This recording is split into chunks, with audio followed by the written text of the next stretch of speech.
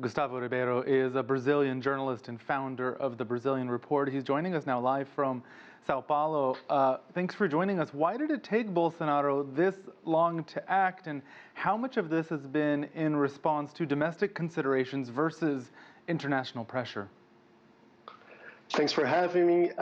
This new stance that Bolsonaro has shown yesterday is actually a new turn from everything he has ever done concerning the environment. This is a politician that has always said that environmental policies are detrimental to Brazil's development.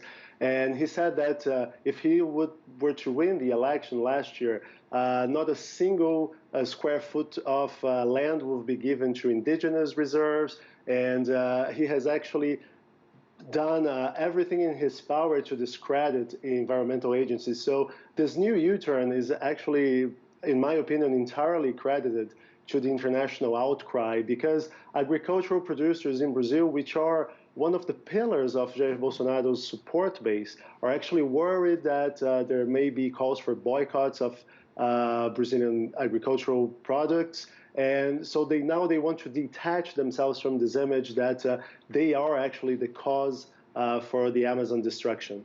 Does this pit the agricultural producers, these groups that were largely supportive of Bolsonaro, that helped him get elected? Does this U-turn, as you call it, position him against them?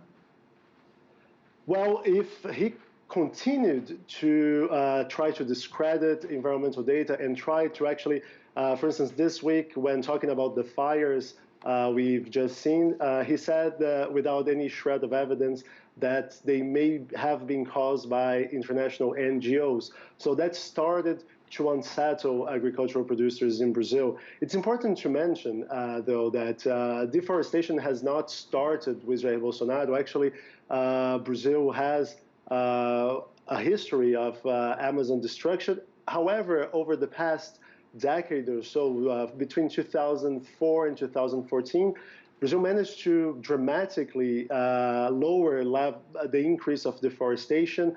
But since 2014, with budget cuts to environmental agencies, these numbers have gone, the trend has gone upwards again. Bolsonaro has been no friend of the climate by any measure. Is this the start of a changed position, or is this something temporary, do you predict?